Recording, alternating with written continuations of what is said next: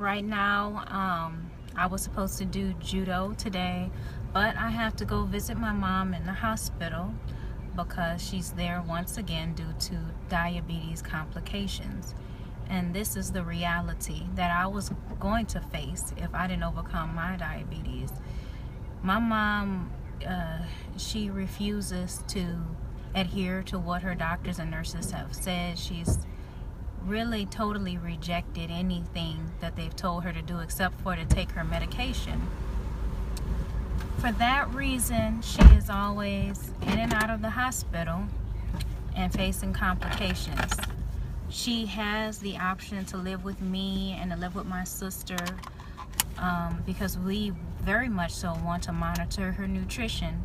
But for that very reason, she doesn't want to live with us. She has lived with us, and because we have restrictions on what she's allowed to eat, as far as, always eating junk food and everything and having to have nurses, she doesn't like that. So she resorted to living with my brothers instead, who are ill-equipped and ill-advised at understanding and being able to interpret the severity of her illness.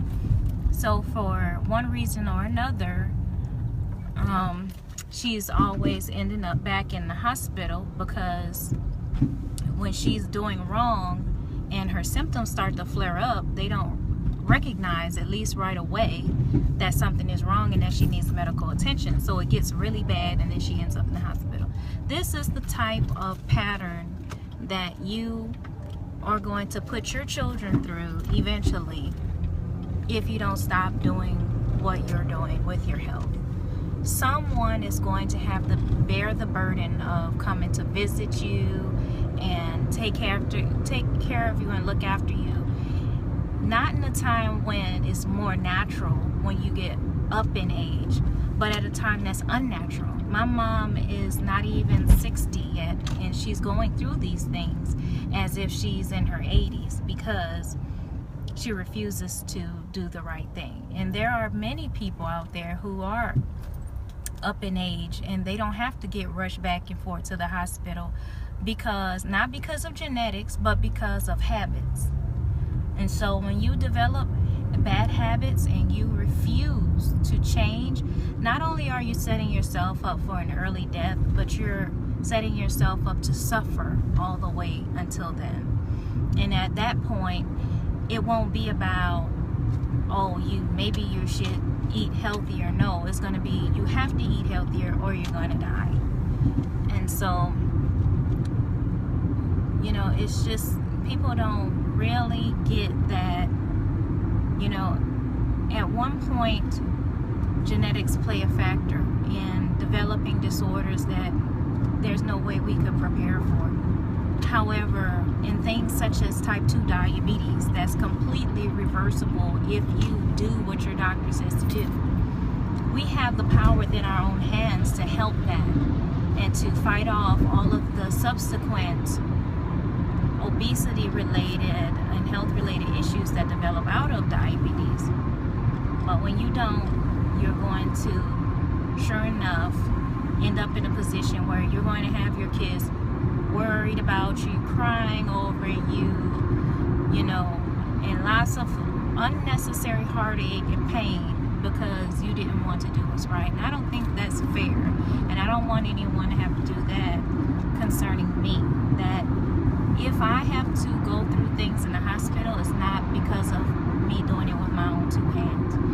And so I think that's worth fighting for. Besides how it makes me feel, how it makes me look, I think it's worth fighting for to do the best I can to take care of myself so that it's less problems going to be on my kids in the future. Because it definitely becomes an inconvenience with their family. And again, you may be saying to yourself, well, this is what family is for. This is what you're supposed to do for your parents. Your parents will do the same thing for you. Well, it's one thing to be a child and helpless and not know what to do and your health be in the hands of someone else. But when you know better and you can do better and you have all the support around you to do better, but you still don't see the need to change your ways, stuff I'm talking about. It's not fair to have your family unnecessarily having to deal with that, you know.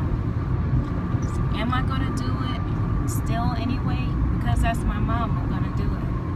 But honestly, I think that it's wrong, and I think that going forward, you know, every time she comes out of the hospital, you would think it would be motivation to, okay, I need to get myself together. But for some people, that's not even enough. Even being faced with death is not even enough, you know. And honestly, sometimes I feel that when someone is depressed, they will allow themselves to go down this path and allow diabetes, something totally reversible, to take them out, because they're secretly very depressed and they don't want to be here in the first place. So they're killing themselves slowly.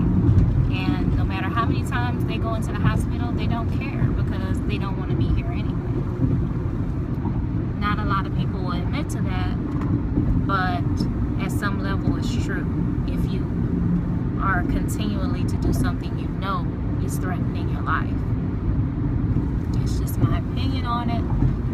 And this part of the reason why I embarked on my health journey years ago, and why I'm so glad that I finally got to a place where I'm healthy. And hopefully, you know, my situation will help other people to realize that yes, you too can overcome diabetes.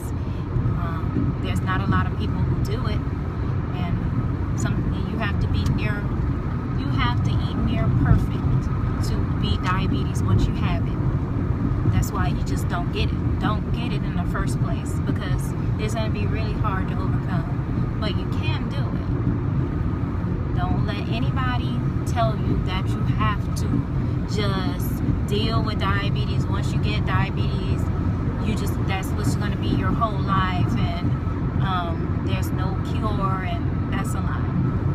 I'm living proof, and I saw other people do it, and it inspired me, and I said, well, if that guy can do it, I can do it too.